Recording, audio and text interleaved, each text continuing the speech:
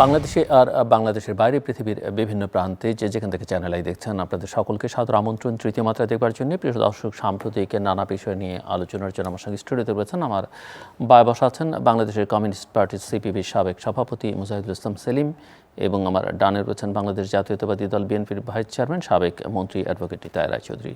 স্বাগত আপনাদের দুজনকেই তৃতীয় মাত্রায়। দীর্ঘ সংগ্রাম, ত্যাগ, আন্দোলন এবং যদি আমরা জুলাই 16 তারিখ থেকে 5ই আগস্ট পর্যন্ত বলি,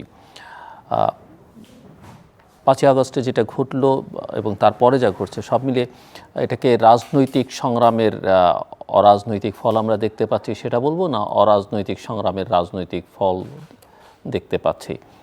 আপনাদের দুজনের কাছে এটা আমার সূচনা বক্তব্য রাখবার জন্য মিস্টার মুজাহিদুল ইসলাম সেলিম। ধন্যবাদ। আজকের এই অনুষ্ঠানে আমি প্রথমেই সাম্প্রতিক গণ অভ্যুত্থানের বীর শহীদদের প্রতি শ্রদ্ধা নিবেদন করছি। যেই প্রশ্নটা আপনার সামনে আনলেন সেটা গভীরভাবে বিশ্লেষণ করে দেখা প্রয়োজন,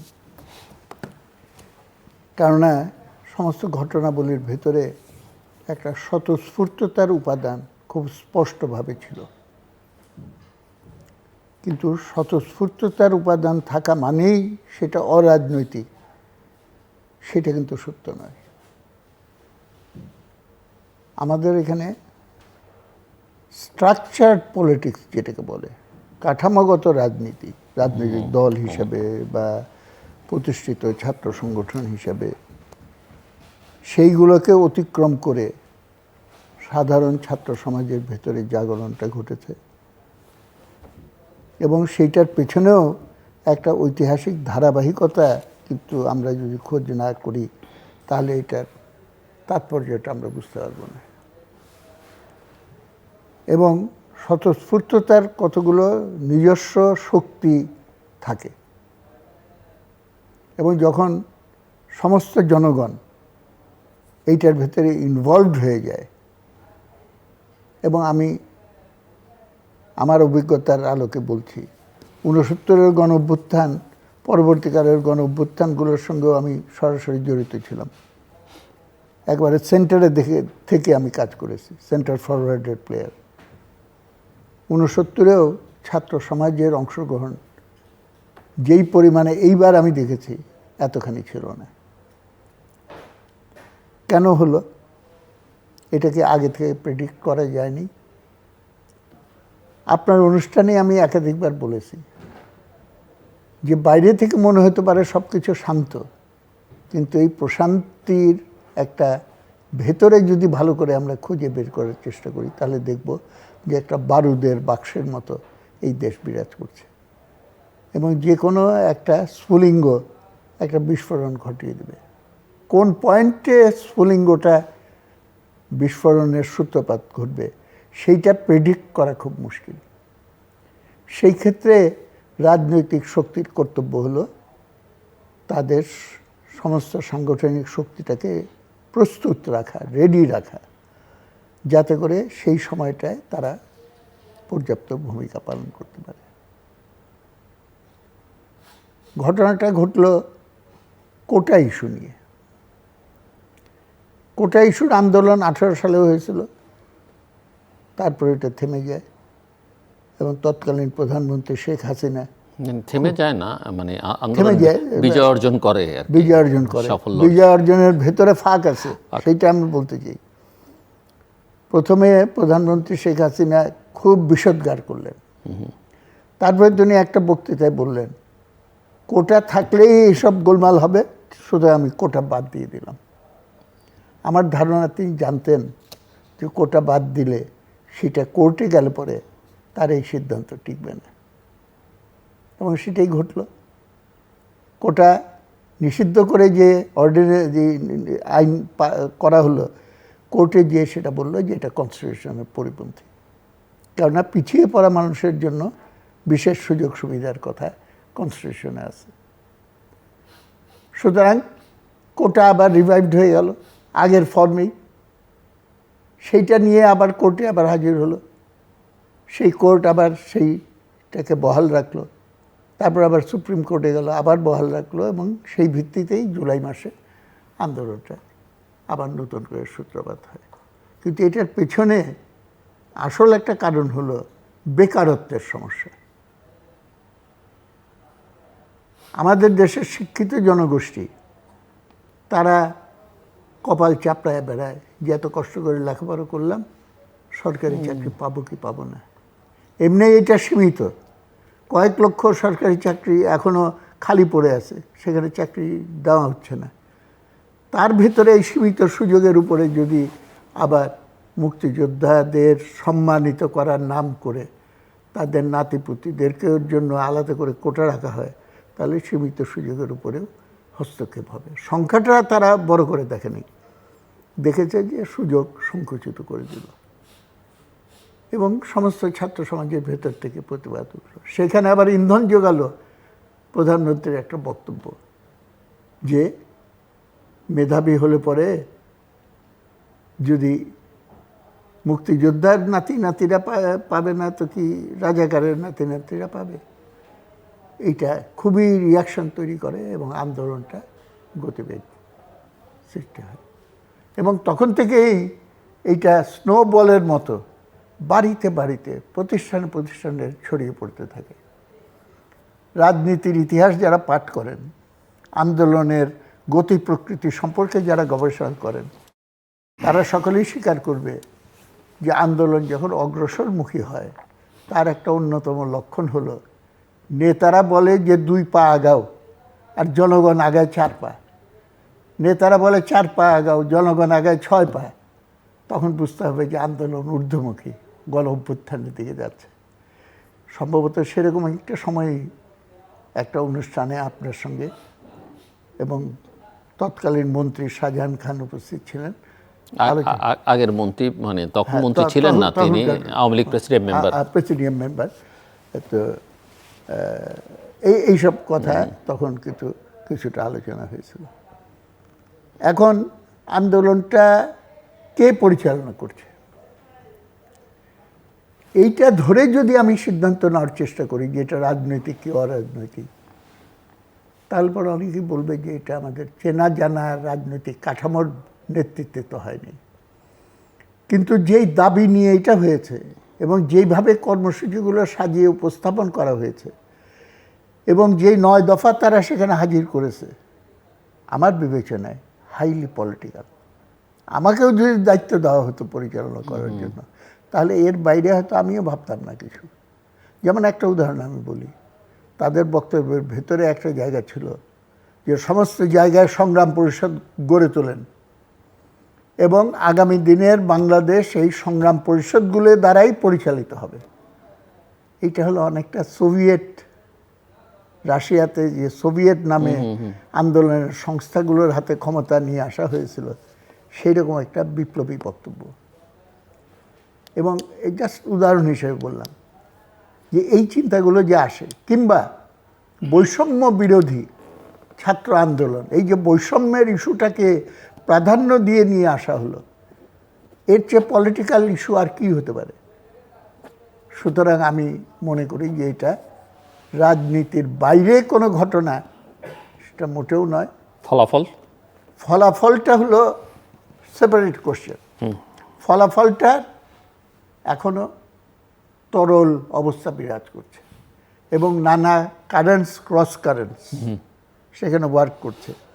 সেটা নিয়ে নিশ্চয়ই আমাদের ভালো করে চিন্তা ভাবনা করে আমাদের কর্তব্য ঠিক করা উচিত। এবং সেইখানে আমি নিশ্চিত করে বলতে পারবো না যে এটা কোন জায়গায় যাবে। আমার একটা আশঙ্কা,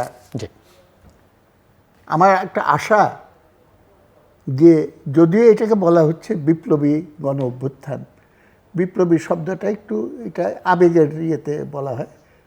হয়তো যদি 4 তারিখের পরে 5 তারিখে যদি একটা বিপ্লবী সরকার গঠন করা হতো এবং তার কাঠামোটা সেইভাবে যদি সাজানো হতো, তাহলে পরে আমরা হয়তো এটা বলতে পারতাম। কিন্তু সেটা তো করা হয়নি। এটা করা হলো অন্তর্বর্তীকালীন সরকার, বিপ্লবী সরকার তো করা হয়নি। অন্তর্বর্তীকালীন সরকার মানে একটা স্টেজ থেকে আরেক স্টেজে যেতে হবে, সেটার মাঝখানের সময়টা। এখন এই সময়ে অনেকগুলো আন্তর্জাতিক, আঞ্চলিক এবং দেশের ভেতরে নানা ফোর্স তার নিজস্ব এজেন্ডাগুলো নিয়ে অগ্রসর হওয়ার চেষ্টা করছে। সেটা শেষ ফলাফল কি হবে কি দেখছেন এবং সেটার উপরে কি দেখছেন এবং কি হওয়া উচিত সেটা আমি আপনার কাছ থেকে পরে শুনতে আসছি। তার আগে অ্যাডভোকেট নিতাই রায়চৌধুরী। ধন্যবাদ আপনাকে।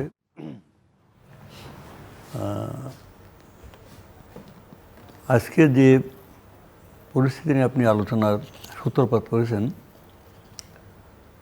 এই পরিস্থিতি ছিল, এর ফলাফল নির্ধারিত ছিল। যে আন্দোলন, যে সংগ্রাম এবং তার সর্বশেষ যে বৈষম্যবিরোধী ছাত্র আন্দোলন, এই আন্দোলনের ধারাবাহিকতা সেলিম ভাই যেটা বলেছেন এর ঐতিহাসিক। আমাদের দেশের গণতান্ত্রিক সংগ্রাম বহু আগের থেকে এটা চলে আসছে। এরই কালমিনেশনটা হলো সর্বশেষ এইটি, এবং এর পরিণতি যে ভয়াবহ হবে এবং মানে অভ্যুত্থানের রূপ নেবে। আমি 1 আগস্ট থেকে আমি একটা ফেসবুকে একটা লেখা দিয়েছিলাম, খুব বেশি বড় না, সেখানে আমি বলে দিয়েছিলাম যে পরিণতি গণঅভ্যুত্থান হবে, ছাত্র জনতার উপরে ক্রমাগত সরকারের আক্রমণ তাদের বিক্ষোভকে আরও বেশি মানে সংগ্রামে রূপান্তরিত করবে, ফলে হবে গণঅভ্যুত্থান, এবং সেই গণঅভ্যুত্থানের মধ্যে বর্তমানে ফ্যাসিবাদী সরকারের পতন হবে। এইটাই হয়েছে। সেজন্য বলবো এটা ফলাফল নির্ধারিত। মহাভারতে মানে মূল যোদ্ধা ছিল অর্জুন, পঞ্চপাণ্ডবের অর্জুন, আর অর্জুনের রথের সারথি ছিল শ্রীকৃষ্ণ। শ্রীকৃষ্ণকে হিন্দুরা মনে করে যে শ্রীকৃষ্ণ হচ্ছে ভগবান, অবতার হিসেবে পৃথিবীতে এসছেন। এখন ওই যুদ্ধে যখন ব্যাপক রক্তপাত হচ্ছে, তখন অর্জুন একসময় তার অস্ত্র ফেলে দিলেন, ধনুর্বাণ ফেলে দিয়ে বললেন যে এই ভাতৃঘাতী যুদ্ধ আমি আর করা যায় না।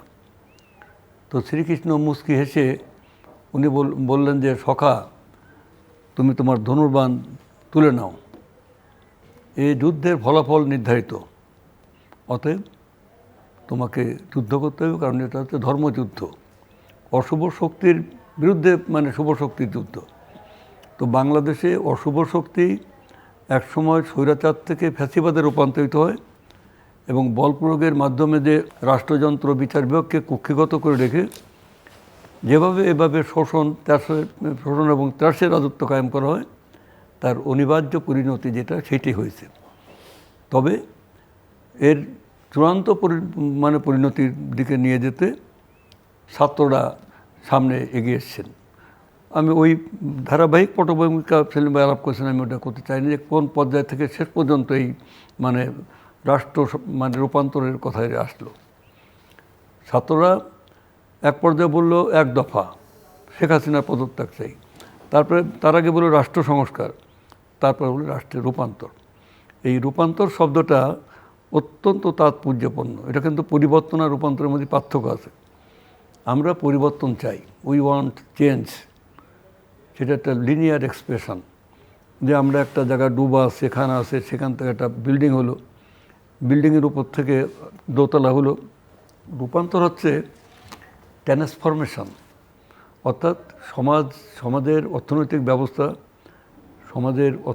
ব্যবস্থার মধ্যে তার মানে নানা ব্যবস্থা, বন্টন ব্যবস্থা এবং তার ভূমি ব্যবস্থা, সংস্কৃতি, ধ্যান ধারণা, মূল্যবোধ সব কিছু মানে একটা রূপান্তরিত হবে। এই ছাত্ররা শেষ পর্যন্ত মানে রাইফেলের সাথে বুক পেতে যাচ্ছে, রেগুলার স্টুডেন্ট, 15 থেকে 24-25 বছর বয়স ছেলে। একটা মেয়ে বলছে পেছনে পুলিশের উদ্ধত রাইফেল, সামনে আমার প্রিয় মাতৃভূমি বাংলাদেশ, অতএব বুকে রক্ত ঢেলে দেব, তবু এই বাংলাদেশকে ফ্যাসিবাদ মুক্ত করব, স্লোগান। দেয়ালে লিখে রেখেছে ওই ঢাকা বিশ্ববিদ্যালয়ের দেয়ালে, আমি পরশুদিন দেখে এসেছি, যে তোমাদের হাতে রক্ত, তোমাদের হাতে অস্ত্র রাইফেল, আমাদের হাতে মালা, বুকে দেশপ্রেমের আগুন জ্বালা। মানে এই যে স্লোগানগুলো এবং কিভাবে তাদের দেশপ্রেম কাজ করছে, এর মাঝ দিয়ে ছাত্র জনগণ যখন নেমে এসছে রাস্তায়, এই যে স্বাধীন দেশে যেভাবে গুলি করে হত্যা করা হচ্ছিল, তখনই আপনার গণ অভ্যুত্থান ঘটেছে, বিপ্লবী গণ অভ্যুত্থান। আমি অবশ্যই বলবো এটা বিপ্লবী গণ অভ্যুত্থান। তবে বিপ্লব তো কোনো ভোজ টেবিল না, বিপ্লব সূচিশিল্প নয় বা ত্রিভুজ অঙ্কন নয়। বিপ্লব করতে হলে একটা বিপ্লবী পার্টি লাগে এবং বিপ্লবের সাবজেক্টিভ কন্ডিশন ফুলফিল করতে হয়। অবজেক্টিভ কন্ডিশন তো ছিলই, তো সেভাবে বিপ্লব না হলেও পরিবর্তনটা বিপ্লবী। এখন এই পরিবর্তনের পরে আপনি যেদিকে ইঙ্গিত দিচ্ছেন যে ফলাফল আপনারা কীভাবে দেখছেন, আমাদের অভিজ্ঞতা মনে হচ্ছে যে এই যে মানে অসীম আত্মত্যাগ, যে সীমাহীন ইসের মাঝে যে দেশটা ভারমুক্ত হলো, অর্থাৎ ফ্যাসিবাদ মুক্ত হলো, দেশের জনতা যে মুক্ত হলো, এটা একটা বড় পাওয়া। পরবর্তী সময়ে রাষ্ট্র এর জন্যে কিছু সময় তো লাগবেই, কারণ এখানে সব কিছু ডিজার্টার হয়ে গেছে, সব কিছু ভেঙে গেছে। এখানে আপনার অর্থ কাঠামো পরিপূর্ণ ভেঙে গেছে। ব্যাংকের টাকা নাই, আপনি মানে আপনার ব্যাংকের টাকা আছে 50 লাখ, 5 লাখ টাকা চেক দিলে আপনাকে টাকা দিতে পারছে না, বলে টাকা লুটপাট করে নিয়ে গেছে, ওই ভূমিদস্যুরা নিয়ে গেছে, ব্যাংক ডাকাতরা নিয়ে গেছে, সেখানে এগুলো টাকা নিয়ে গেছে। এখানে আপনার মানে অস্থিরতা দেখা দিয়েছে, শিল্প বাণিজ্যে ভয়ঙ্কর অস্থিরতা, এবং এরা পালিয়ে যাচ্ছে। জনগণ 5 তারিখে পরপরই আমি গেছিলাম গাজীপুরে নিপুণকে জেলখানা থেকে ছাড়িয়ে আনতে, সেখানে 5 তারিখে পরে 6 তারিখে বোধহয়, সেখানে দেখা গেল যে চারিদিকে শুধু আগুন আর ধোঁয়া উঠছে, শ্রমিকরা মিল কলকারখানা জ্বালিয়ে দিচ্ছে। এখন এরকম একটা কথা রুট বিপ্লবের পরে মানুষ প্রশ্ন তুলেছিল যে শ্রমিকরা এই যে পার্লামেন্টে গিয়ে তছনছ করে ফেলছে, কারণ লেনিন বলেছিলেন যে ওই পার্লামেন্ট হচ্ছে শোয়ারের খোয়ার, যেখানে আইন তৈরি হয় না। তো এর পরপরই পার্লামেন্ট ভবনে ঢুকে সব কিছু তছনছ করে ফেলেছে, যার সমস্ত ভবন তার দোসরদের করেছে। এটা হচ্ছে তখন লেনিন বলেছিলেন যে revolution is the festival of the masses. বিপ্লব হচ্ছে, কিন্তু ওই বিপ্লব আর এই বিপ্লব এক না। তবে এখন আমি মনে করছি আমরা দারুণভাবে আশাবাদী, কারণ এখানে জনতার যে আকাঙ্ক্ষা, জনতার যে মেজাজ, ছাত্র সমাজের যে ত্যাগ, যে মহান আত্মত্যাগ, এটা কখনো বৃথা যেতে পারে না। এখানে হয়তো মানে পরিবর্তন আসবে। আমরা তো ধীরে ধীরে এটা অন্তর্বর্তীকালীন সরকার, এটা সেলিম ভাই তো বলেছেন চমৎকারভাবে। এখানে একটা ব্যবস্থা, আমরা আরেকটা ব্যবস্থায় যাব। এই দুটো ব্যবস্থার মূল চেতনা হচ্ছে গণতন্ত্র। আমরা গণতান্ত্রিক ব্যবস্থা প্রবর্তন করতে চাই, যা আমাদের ভেঙে গেছে, তছনছ করে ফেলেছিল। এইটার জন্য যে সময়টুকু লাগে, সেই সময়টা পরে সব কিছু ঠিকঠাক করলে নিশ্চয়ই এখানে সেই গণতান্ত্রিক ব্যবস্থা যাব। এর জন্য আমাদের কাজ করতে হবে, মানে ধৈর্য ধরতে হবে, সজাগ। আমি এখন আপনাদের দুজনের কাছে, যেহেতু আপনারা সিজন পলিটিশিয়ান, একটু বুঝতে চাইবো যেখানে মিস্টার মুজাহিদুল ইসলাম সেলিম শেষ করেছিলেন যে এই অন্তর্বর্তীকালীন সময় এখন যে সরকার আছে, এই সরকার আসলে কি করছে বলে আপনারা মনে করেন? কি তার করা উচিত, কি তার করা উচিত নয়? এবং প্রফেসর ইউনূস জাতির উদ্দেশ্যে দেওয়া তার প্রথম ভাষণে বলেছেন যে তারা রাজনীতিবিদ নন, তারা অনেক কিছুই বুঝতে পারেন না, এটা তাদের পেশা নয়। সো তারা আপনাদের কাছ থেকে শুনতে চান, এটা একটা রাজনৈতিক সিদ্ধান্তের বিষয়, কখন নির্বাচন হবে, কি হবে, সেগুলো আপনাদের কাছ থেকে তারা শুনতে চান। সো সেই বিবেচনা থেকে আমি বলবো যে ওনার আহ্বানে সাড়া দিয়ে আপনারা যদি বলেন যে ওনারা আসলে কি করছেন, আপনারা দেখছেন, কি করা উচিত, কি করা উচিত নয়। মিস্টার মুজাহিদুল ইসলাম সেলিম। আসলে আমি বলতে চাই যে আমরা একটা অভিনব ইতিহাসে একটা অভিনব পর্ব অতিক্রম করছি। এবং বাংলাদেশে যে ঘটনা ঘটছে, এটা খালি বাংলাদেশের জন্যই অভিনব নয়, আন্তর্জাতিক ক্ষেত্রেও সেখানে একটা বিশেষ কতগুলো মাতৃকতা এটার ভিতরে কিন্তু উদ্ভব ঘটেছে, যেটা সকলের জন্যই শিক্ষণীয় হয়ে থাকবে। সুতরাং আমাদের গভীরভাবে এটা বিশ্লেষণ করা উচিত, পরিস্থিতিটা, এই হোল আন্দোলনটাকে আমাদের মূল্যায়ন করা উচিত। তাৎপর্য অর্জনগুলো কি, অনেক বলা যায়, তবে আমি 2-3টা খালি চিহ্নিত করব। একটা হলো এরকম একটা সরকার যেটা তার দর্শন হিসেবে বলেছিল যে উন্নয়নের জন্য রাজনৈতিক স্থিতিশীলতা দরকার, রাজনৈতিক স্থিতিশীলতার জন্য সরকারের ধারাবাহিকতা দরকার, এবং স্লোগান উঠিয়েছিল চিরদিন দরকার আওয়ামী লীগের সরকার।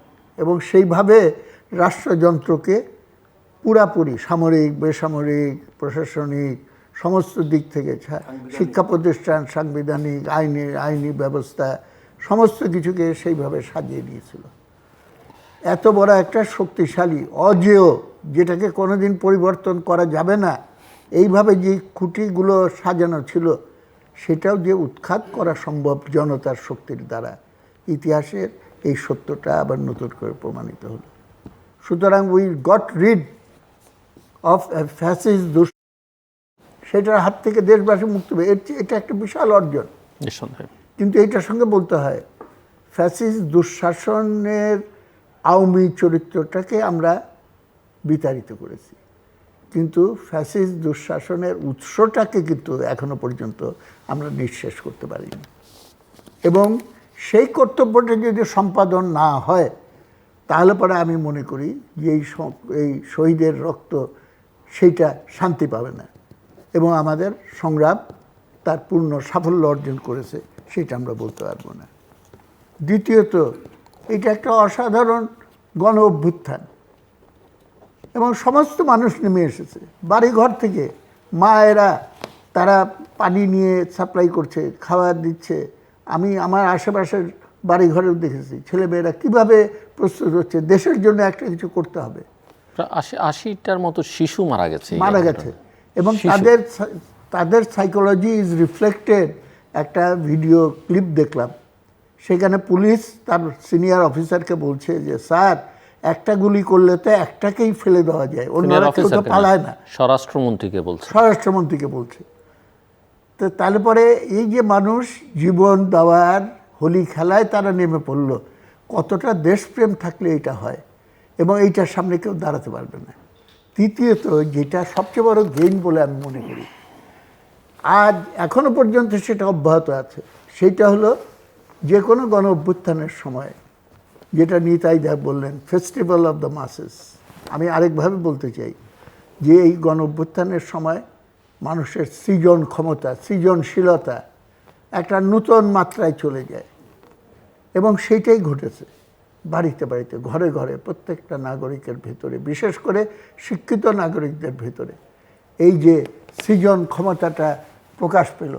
আপনি সারা দেশে ঘুরে বেড়ান, যে এই যে দেয়ালে গ্রাফিটি স্লোগানগুলো সমস্ত দেশ ছেয়ে গেছে, এবং সেইগুলো আপনি ভালো করে অ্যানালিসিস করেন, সেইটার ভেতরে নির্ভেজাল দেশপ্রেম, অসাম্প্রদায়িকতা, গণতন্ত্রের প্রতি বোধ, দেশকে উন্নত করতে হবে, বিদেশি শাসনের হাত থেকে আমাদের দেশকে মুক্ত করতে হবে, দুর্নীতি থেকে মুক্ত করতে হবে, যত শুভ চিন্তা সেটার প্রতিফলন কিন্তু আমরা দেখতে পাচ্ছি। সুতরাং এইটাই হলো আমাদের সবচেয়ে বড় ভরসা, কিন্তু এটা হারিয়ে যাবে যদি এটা সঠিক নেতৃত্ব না পায়, এবং সেখানেই হলো দুর্বলতার জায়গাটা হলো, অনেকে বলার চেষ্টা করে বা করতে পারে, সামনের দিনে আরও বাড়বে হয়তো, যে এন্টায়ার প্রসেস হলো নন পলিটিক্যাল, এবং এই কারণে এইটাই হলো এটার শক্তি। কিন্তু আমি ইতিহাসের যেটুক আমার জ্ঞান, সেটা থেকে আমি বলতে পারি এটাই কিন্তু কাল হয়ে দাঁড়াতে পারে। Whole process is political. আজকে পলিটিক্সের বাইরে আমরা আছি, এই কথাটা বলাটাও কিন্তু পলিটিক্সের বাইরে কিছু না। এবং এখন যে প্রশ্নটা কংক্রিটলি সামনে এসে দাঁড়াচ্ছে, যে অন্তর্বর্তীকালীন সরকার, এই গভর্নমেন্ট তো একটা রেগুলার সরকার বলে নিজেকে প্রতিষ্ঠা করেনি। অন্তর্বর্তীকালীন কেন বলল? তার তো একটা কারণ আছে। কারণটা হলো এই, অনির্বাচিত সরকার 15 বছর ধরে রাজত্ব করেছে, এবং এটা অন্যায়, এবং এটা ফ্যাসিস্ট স্বৈরাচারে রূপান্তরিত হয়েছে। আমরা একটা নির্বাচিত জনগণ হলো ক্ষমতার মালিক, রাষ্ট্রের মালিক, আমাদের কনস্টিটিউশনে আছে। সেই জনতার মালিকানায় দেশটাকে ফিরিয়ে দিতে হলে একটা নির্বাচিত, জবাবদিহিমূলক, স্বচ্ছ নির্বাচনের মাধ্যমে সেই রকম একটা গণতান্ত্রিক সরকারকে আমাদের উত্তরণ ঘটাতে হবে। এবং এই দুইটার মাঝখানে অন্তর্বর্তীকালীন পিরিয়ডটা কারো না কারো শাসন পরিচালনা করতে হবে। তার কাজটা কি? নর্মাল রাষ্ট্রের যে দায়িত্ব, সেই দায়িত্বগুলো পালন করা। এবং এই সময়ের এই যে ছাত্রদের 8 দফা 9 দফা, সেইখানে কিন্তু এটা বিব্রত করা আছে। সেই কাজগুলো অবশ্যই সম্পাদন করতে হবে। ক্ষতিপূরণ, চিকিৎসা, পুনর্বাসন, অপরাধীদের ধরে তাদের বিচার করা, শিক্ষা প্রতিষ্ঠানগুলোতে স্বাভাবিক অবস্থা ফিরিয়ে আনা, ইত্যাদি ইত্যাদি। এই কাজগুলো হলো সবচেয়ে জরুরি কাজ। এইটার সঙ্গে সেকেন্ড আরেকটা বড় কাজ হলো যে ডেমোক্রেটিক ইনস্টিটিউশনসগুলো সবগুলো যে তছনছ করে ফেলা হয়েছিল সেগুলোকে কার্যকর অবস্থার ভেতরে ফিরিয়ে আনা। এইখানে একটা বড় বিপদ আমি দেখতে পাচ্ছি, যে আমাদের সিভিল অ্যাডমিনিস্ট্রেশন, এমনকি আইন শৃঙ্খলা রক্ষাকারী প্রতিষ্ঠান, এমনকি আমি জানি না অবশ্য, কিন্তু মনে হচ্ছে সেনাবাহিনীর ভেতরেও কতগুলো রিটায়ারমেন্ট, ট্রান্সফার, সমক সমক ইত্যাদি সবটা মিলিয়ে একটা ভ্যাকিউমের মতো কিন্তু বিরাজ করছে। সুতরাং এই ভ্যাকিউমে রাষ্ট্র পরিচালনা করার জন্য উপযুক্ত লোকগুলো যদি সেখানে প্লেস করা না হয়, এবং সেই প্লেসমেন্টের ক্ষেত্রে আগে ছিল একটা ফোর্সের দ্বারা মনোনীত ব্যক্তিদের দ্বারা এটা ছিল, সেটাকে এখন যদি আমি পাল্টা, ঠিক আছে এতদিন আমরা বঞ্চিত ছিলাম, বঞ্চিতরা এখন যাবে, ওই একই রকম দখলদারির কায়দা যদি নতুন করে আবার রিপ্লেস করা হয়, তাহলে পরে কিন্তু দেশ আবার সেই অন্ধকারে ডুবে যাবে। সো আমি স্পেসিফিক যদি এইভাবে বুঝতে চাই যে আপনি বারবার বলছেন যে সরকারটা অন্তর্বর্তীকালীন সরকার, এবং আপনি এটা ভালোভাবে বুঝিয়েছেন যে এক জায়গা থেকে আরেক জায়গায় যাবার মাঝখানের সরকার, পেছনে একটা মানে একটা অতীত আছে, সামনে একটা কিছু আছে। সো এই অন্তর্বর্তীকালটা আপনি কিভাবে নির্ধারণ করবেন, কতদিনের, এটা একটা প্রশ্ন। দ্বিতীয় প্রশ্ন হচ্ছে যে আপনি কিছু কিছু ইতিমধ্যে উল্লেখ করেছেন আকার ইঙ্গিতে, যে যেগুলো হচ্ছে তার অনেক কিছু আপনার কাছে গ্রহণযোগ্য নয় বা ভালো লাগছে না। কিন্তু উল্টো দিকে আবার যদি আমি এটা বুঝতে চাই, তাদেরকে যদি আপনাকে পরামর্শ দিতে বলি, যে আপনি কি পরামর্শ দেবেন, কি তাদের করা উচিত, আর কোনটা আসলে কোন বর্ডার লাইন তাদের ক্রস করা উচিত না, একটু যদি স্পেসিফিকলি বলেন। আমি আপনার কাছে একই প্রশ্ন থাকলো, সো আমি রিপিট করতে চাই খুব সংক্ষেপে। আমি বলি, প্রথম কথা হলো ভেরি ক্যাটাগরিক আমি বলতে চাই, যেটা সময় দিয়ে আমি জবাব দেব না। আমি হলো তাদের যে ম্যান্ডেট, সেই ম্যান্ডেটের প্রতি তাদের দৃষ্টি আকর্ষণ করব। Don't go beyond the mandate. ম্যান্ডেটটা কি? ম্যান্ডেট হলো অন্তর্বর্তীকালীন সরকার আমাদের দেশকে একটা অবাধ নিরপেক্ষ নির্বাচনের পরিবেশ সৃষ্টি করে নির্বাচনের মাধ্যমে একটা রেগুলার গভর্নমেন্টের কাছে ক্ষমতা হস্তান্তর করা। সেকেন্ড হলো নির্বাচনের উপযুক্ত পরিবেশ করতে হলে কতগুলো কাজ করতে হবে। কতগুলো আমি বলেছি, এটা হলো ইট এমার্জেস আউট অফ দ্য মাস আপসার্জ, এবং সেইখানে যে ঘটনাগুলি ঘটেছে সেইটার পরিপ্রেক্ষিতে কতগুলো কাজ। সেকেন্ড হলো ডেমোক্রেটিক ইনস্টিটিউশনসগুলো ভেঙে চুরে চুরমার হয়ে গেছে, সেইগুলোকে রিএস্টাবলিশ করতে হবে। এবং এই কাজগুলো করার জন্য যেইটুক সময় দরকার, আমাদের election commission must be reform, election process should be নতুন করে ঢেলে সাজাতে হবে। এবং আমার নিজের প্রস্তাব হলো সংখ্যা অনুপাতিক প্রতিনিধিত্ব ব্যবস্থা নির্বাচন আমাদের উত্তরণ ঘটানো উচিত, ইত্যাদি ইত্যাদি। এই কাজগুলো করতে যতদিন টাইম লাগবে, এইটা হুড়াহুড়ি করারও আমি পক্ষপাতী না।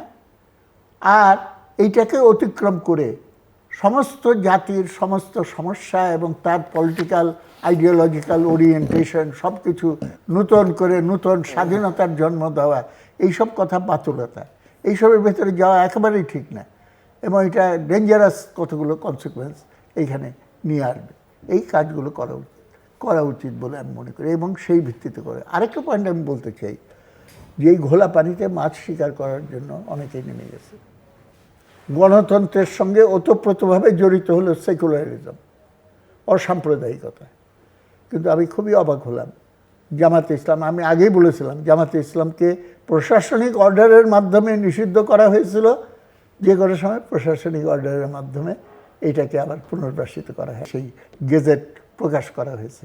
কিন্তু আমার যুক্তিটা হলো, জামাতে ইসলাম তো 1971 সালের 16 ডিসেম্বর থেকেই নিষিদ্ধ দল, কেননা ডকুমেন্ট অফ সারেন্ডার, যেটা পাকিস্তান সেনাবাহিনী আমাদের তৎকালীন রেজ কোর্স মডেলে সই করেছিল, সেখানে লেখা আছে আমাদের সমস্ত forces along with our auxiliary forces আমরা আনকন্ডিশনালি সারেন্ডার করছি। এবং সেই হিসাবে পাকিস্তান সেনাবাহিনীর কোনো তৎপরতা চালানোর অধিকার বাংলার মাটিতে যেমন নাই, পলিটিক্যাল অক্সিলারি ফোর্স হিসাবে জামাতে ইসলামেরও সেই অধিকার থেকে সে কিন্তু বঞ্চিত। সুতরাং এটা তো এই খেলাই চলছে এবং Awami League is also responsible এই অবস্থায় আসার জন্য। মদিনা সনদ অনুযায়ী দেশ চলবে সেই তো বলেছে।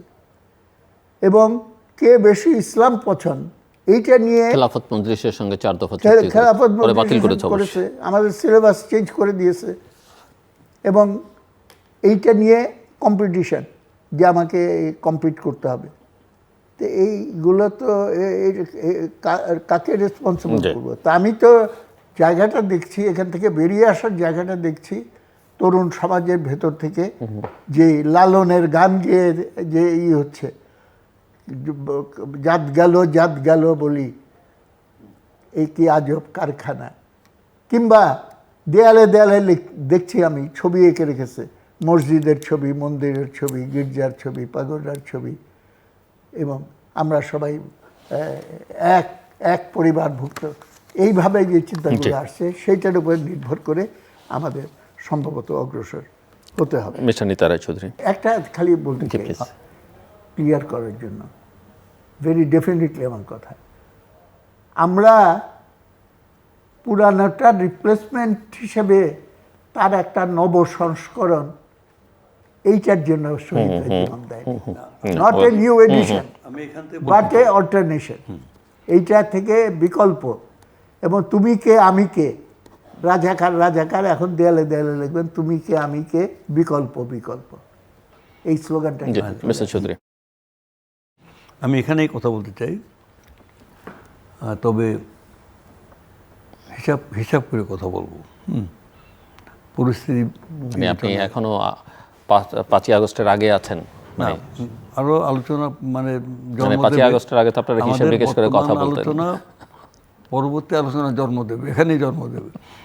আমি বলছি যে 30 বছর যাবৎ একটা ন্যারেটিভ তৈরি করেছিল এই শেখ হাসিনা বা তার সরকার। সেটা হচ্ছে এদেশের মুক্তিযুদ্ধ সমস্ত মানে কৃতিত্ব, সমস্ত দাবি আমার বাবার, আমার এদেরই, এবং এদেশে ওইটা যে একটা গণযুদ্ধ ছিল, 71-এর যুদ্ধটা জনযুদ্ধ ছিল, এইটাকে মানে আমলে দেয়নি। যে শেখ মুজিবুর রহমান 25শে মার্চের রাতের বেলা ভলেন্টারিলি সারেন্ডার করলো। তাজউদ্দিন সাহেব বইতে আসছে, আমরা গেলাম, ওনাকে বললাম বেরিয়ে আসেন, উনি বলে যে তোরা পালা, আমি ধরা দিই, আমি ধরা না দিলে ঢাকা শহর পুরা দেবে। এই যে আমি ধরা দিই, এ তো স্বেচ্ছায় ধরা দিই, ভলেন্টারি আত্মসমর্পণ করা।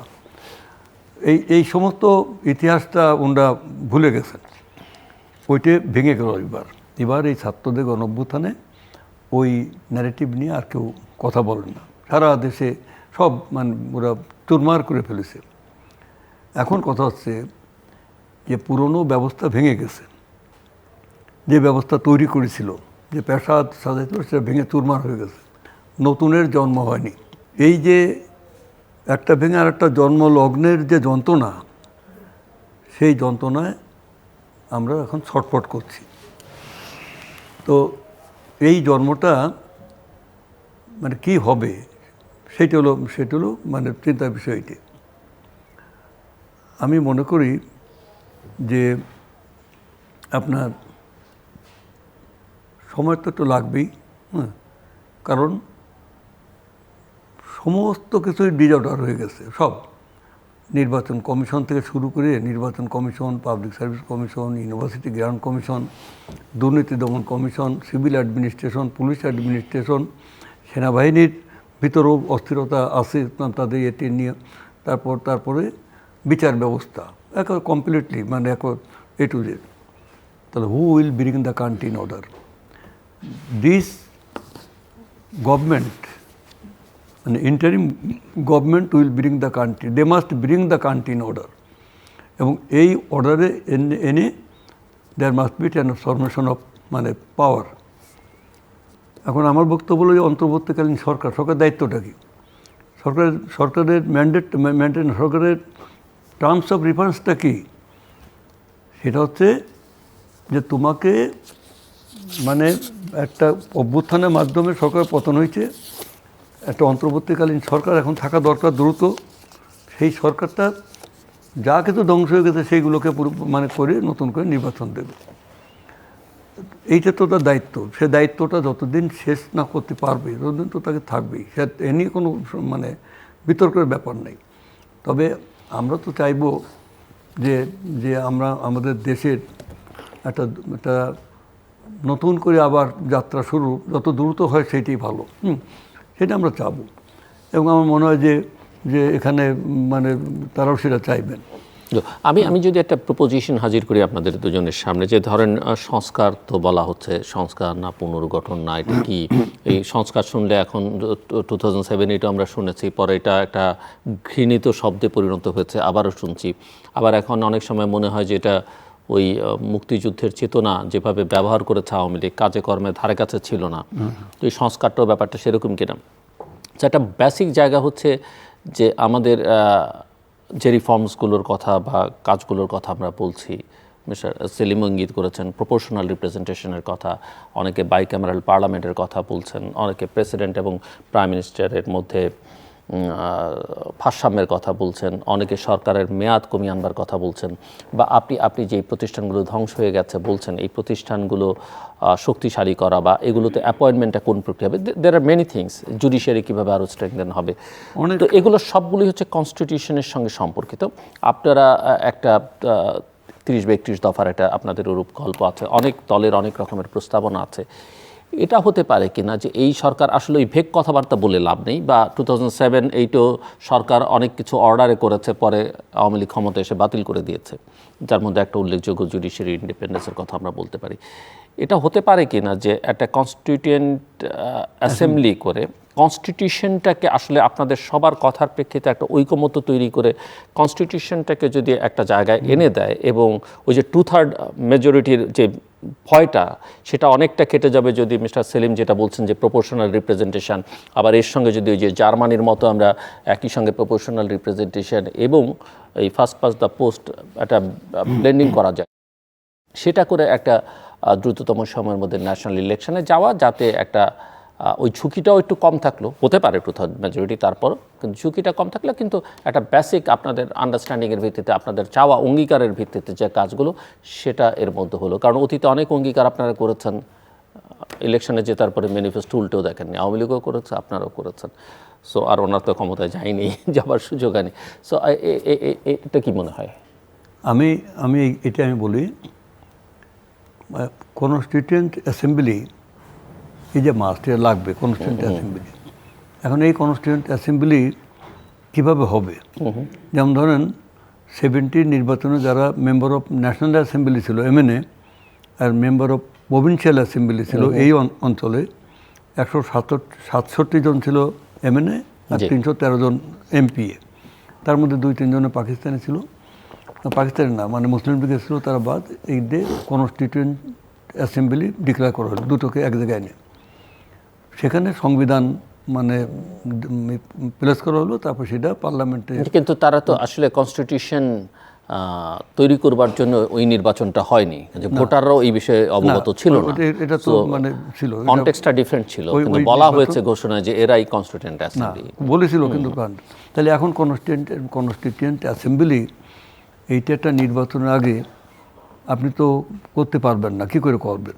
বরং একটা নির্বাচনের মাধ্যমে সেই লিগ্যাল এক্সপার্ট এবং পলিটিশিয়ান নির্বাচনের মাধ্যমে যে পার্লামেন্টটা সৃষ্টি হবে, সেই পার্লামেন্টের আগে আপনি যেটা করতে পারেন সেটা হলো কিছু অর্ডিন্যান্স দিয়ে কিছু মানে অর্ডার, কিন্তু অর্ডিন্যান্স দিয়ে তো কনস্টিটিউশনটাকে অ্যামেন্ড করা যায় না, সেটা যাবে না। এবং আপনি তখন বললেন না পার্লামেন্ট লাগবে, হ্যাঁ পার্লামেন্ট লাগবে, এবং সেখানে 2/3 মেজরিটি প্রশ্নই আছে আমাদের 72 সংবিধানে যা আছে। কিন্তু সংবিধানটাকে কিন্তু মানে ঢেলে সাজাতে হবে, তাছাড়া হবে না। আর একটা ব্যাপার আছে যে এই বাংলার অভ্যুত্থানের যারা চিন্তা নায়ক, চালিকা শক্তি, বুদ্ধিজীবী, তাদের একজন আজকে সঞ্চালক হিসেবে এখানে আছেন। আপনি যখন ভাবছেন নিশ্চয়ই ভাবনাটা আমার কাজ হচ্ছে প্রভোগ করা, আমি আপনাদের কাছে আইডিয়া থ্রো করছি, আপনারা আমরা বুঝতে পারছি। আমি আমার অভিজ্ঞতা, আমি আমার ব্যাখ্যা থেকে বলছি যে কনস্টিটিউয়েন্ট অ্যাসেম্বলি শব্দটা যখন আপনি ইউজ করছেন, কনস্টিটিউয়েন্ট অ্যাসেম্বলি অথবা এটা এমন না যে একটা সাবজেক্ট কমিটি করে নিয়ে একটা সম্মেলনের পরে কমিটি দিলাম, এটাও না। তাহলে এই জায়গার সংবিধানের যে নতুন করে একটা সংবিধান দিতে হবে হয়তো, অথবা এই সংবিধানকে কাটাছেঁড়া করে এই সংবিধানে অগণতান্ত্রিক অংশগুলোকে বাদ দিয়ে, যেমন parliament election will be held within 90 days before resolution of parliament, এটা 123 আর্টিকেল 123-তে এইভাবে এরা সংবিধান করেছে। Parliament has to be dissolve first, then মানে within 90 days after dissolution of parliament ইলেকশনটা হবে আফটার, এইটাই সব জায়গার নিয়ম। তাহলে এইটাকে বাদ দিতে এরকম তো অনেক ইস্যু আছে, সেজন্যই বলছি যে তারপরে ওই যে সুপ্রিম জুডিশিয়াল কাউন্সিল, আর এটা একটা প্রশ্ন রয়ে গেছে বিচারকদের মানে করা, এরকম সেটা একটা মানে কনস্টিটিউয়েন্ট একটা বডি তৈরি করা যেতে পারে, যে এটা ড্রাফট মানে কনস্টিটিউয়েন্ট ড্রাফট কমিটি করবেন, সেখানে আপনার ড্রাফট কমিটিতে আমি বলছি যে শুধু কনস্টিটিউশনটাকে করার জন্য যদি একটা ইলেকশন হয় এবং দেন আবার পার্লামেন্ট ইলেকশন, আমি সেটা বলছি, শুধু কনস্টিটিউশনকে মাথায় দ্যাট ক্যান বি ডান, একেবারে স্বল্প সময়ের জন্য ড্রাফট কমিটি করলো সমস্ত স্টেক হোল্ডারদের সঙ্গে আলোচনার ভিত্তিতে, এটা হতে পারে। জি, মিস্টার মুজাহিদ ইসলাম সেলিম, বিষয়টা যদি কনস্টিটিউয়েন্ট অ্যাসেম্বলি করা, ইলেকশন করা আগে করে নেওয়াটা প্রশ্ন উঠে, আমি এটার বিরুদ্ধে। ওকে, ফাইন। কারণ 1971 সালে যে মহান মুক্তিযুদ্ধের ভেতর দিয়ে আমরা যে নতুন রাষ্ট্রের জন্ম দিলাম, তখন সেই ব্যাকগ্রাউন্ডে যে কনস্টিটিউশন রচনা হয়েছিল, তখনকার correlation of force internally and externally যেটা ছিল, এটা ছিল একটা প্রোগ্রেসিভ আউটকাম নিয়ে আসার সম্ভাবনাপূর্ণ। এখন দুনিয়া বদলায় গেছে, দেশের ভেতরেও কোরিলেশন বদলায় গেছে। এখন যদি আপনি কনস্টিটিউশন রচনার জন্য যান, তাহলে পরে এইটা will be more to the right. But যুক্তির খাতিরে যদি এটাও বলি যে ধরেন আপনি সেটা করলেন না, আপনি আশঙ্কা করছেন যে আমার অল্টারনেট প্রস্তাব হলো, ধরা যাক রাইটিস্টরা ক্ষমতায় আসলো এবং তারা চাইলে তো সেটা, এবং তাদের 2/3 মেজরিটি থাকলো, তারা তো চাইলে করে ফেলতে পারবে। হ্যাঁ, ঠিক আছে।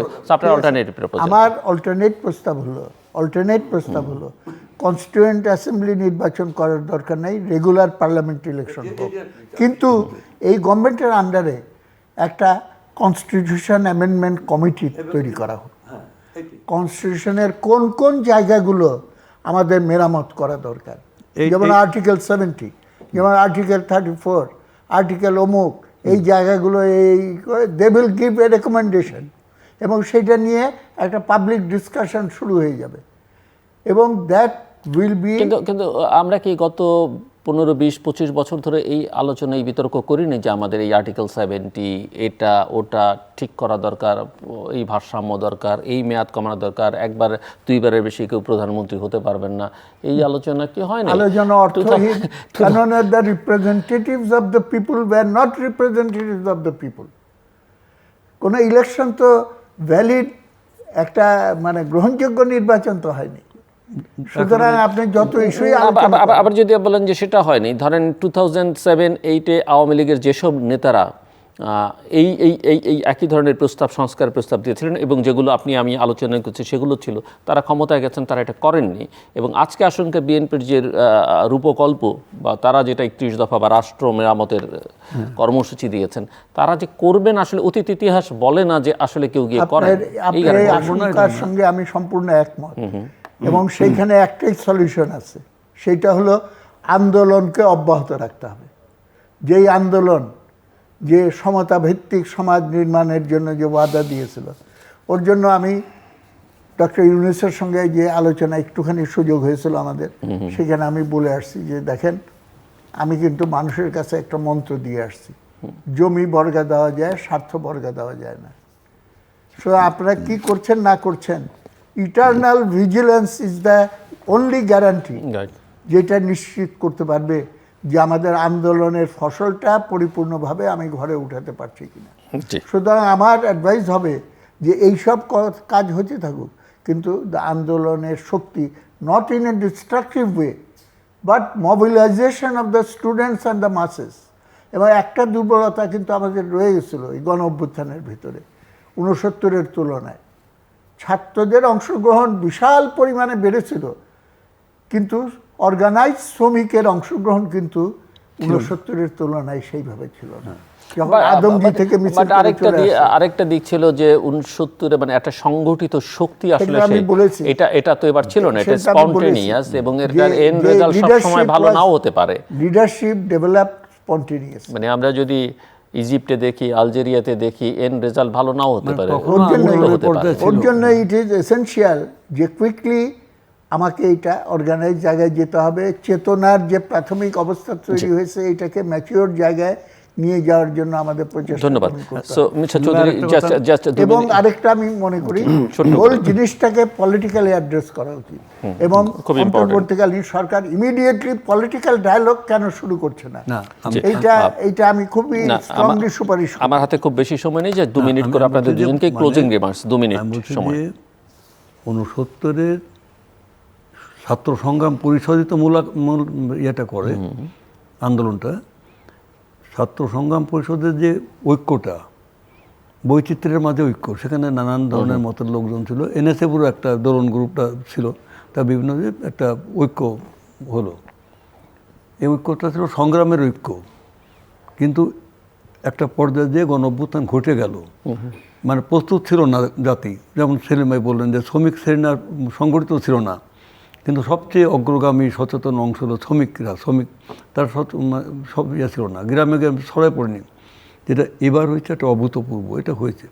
এখন কথা হচ্ছে যে বর্তমানে যে কন্ট্রাডিকশানগুলো আছে সমাজে বা এই আন্দোলনের মাঝ দিয়ে, সবই পলিটিক্যাল কন্ট্রাডিকশান এবং এটা রাজনৈতিক কন্ট্রাডিকশন। এটাকে রাজনৈতিকভাবেই মানে সলিউশন করতে হবে। এবং পলিটিক্স করতে গেলে যেমন সাপ ধরতে সাপুড়িয়া লাগে। আপনার ঘরের সাপ ঢুকেছে, আপনি বললেন যে ঢাকা ইউনিভার্সিটির ভাইস চ্যান্সেলর নিয়ে আসেন, সে ধরে দেবে, সবচেয়ে বড় শিক্ষিত, অথবা বায়তুল মোকাররমের খতিবকে। এরা তো সাপ ধরতে পারবে না, সাপ ধরতে ওই রাস্তাতে সাপুড়ে ডেকে আনতে হবে। তো পলিটিক্যাল কন্ট্রাডিকশন পলিটিশিয়ানই লাগবে। রাজনীতিবিদদের নিয়ে আলাপ আলোচনার ভিত্তিতে একে আস্তে আস্তে ধাপে ধাপে ধীরে ধীরে আমরা আমাদের মকসুদে মঞ্জুলে চূড়ান্ত লক্ষ্যে আমরা পৌঁছে যাব। অতএব হতাশার কোনো কারণ নেই। যারা আছেন এই যে অন্তর্বর্তীকালীন সরকারের সবাই অত্যন্ত জ্ঞানী, প্রাজ্ঞ, বুদ্ধিমান এবং বিশ্ববিখ্যাত। এই যে ডক্টর ইউনূস এখানে আছেন এবং সারা পৃথিবী তাকে সম্মান করে, শ্রদ্ধা করে, আমরা করি। এটা আমাদের জাতির অহংকার, গর্ব। তার নেতৃত্বে অবশ্যই আমরা একটা ভালো জায়গায় পৌঁছে যাব, এটা আমার আশাবাদ। জি, এটা মুজাহিদুল ইসলাম সেলিম। আমি মনে করি যে খুব সতর্কভাবে পদক্ষেপ নেওয়া উচিত, অতিরিক্ত তাড়াহুড়াও করা উচিত না এবং হোল প্রসেসটাকে আননেসেসারি দীর্ঘায়িত করা উচিত না।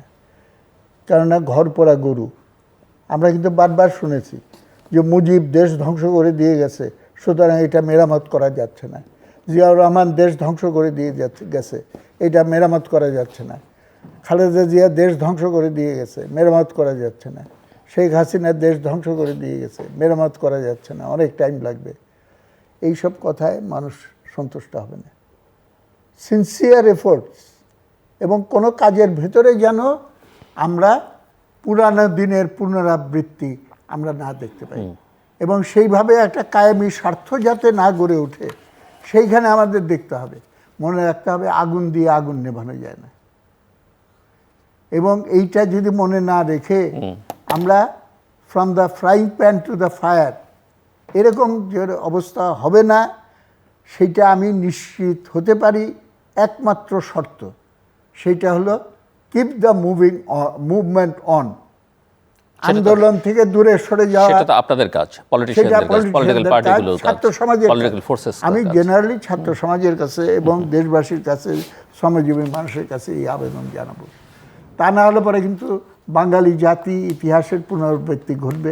আমরা বিজয় অর্জন করি কিন্তু বিজয় ধরে ছাত্রদের আন্দোলনও করতে হবে, লেখাপড়াও করতে হবে, বাট মূলত পলিটিশিয়ান, পলিটিক্যাল ফোর্সেসের কাজ। সলিউশন আমি বলি সমস্ত ছাত্রদেরকে বলা হবে ওভার টাইম লেখাপড়া করো, আর হুইসেল বাজার সঙ্গে সঙ্গে রাস্তায় নেমে আসবে।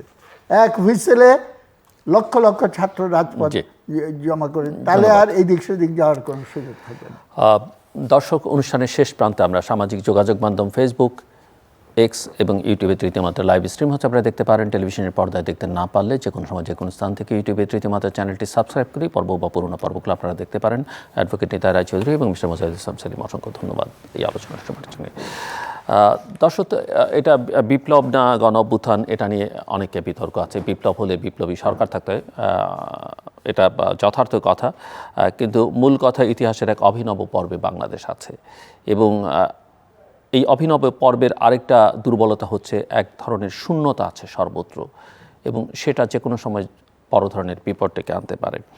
সো সমস্যাটা রাজনৈতিক, সমাধানটাকেও রাজনৈতিকভাবেই করতে হবে। সো পলিটিক্যালি বিষয়টাকে অ্যাড্রেস করবার লক্ষণটা স্পষ্ট নয়, সেটা আমার অতিথিরা বলবার চেষ্টা করেছেন।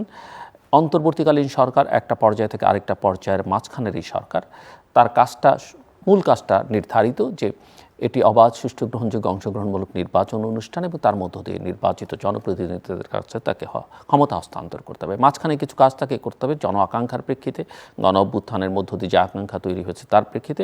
সেই জায়গায় ওনারাই বলছেন খুব তাড়াহুড়াও করা যাবে না, আবার অযাচিত কালক্ষেপণও করা যাবে না। যারা দায়িত্বে আছেন তারা যেন বিষয়টা মাথায় রাখেন। আমাদের সঙ্গে থাকবার জন্য অসংখ্য ধন্যবাদ, আপনাদের সবার জন্য শুভকামনা।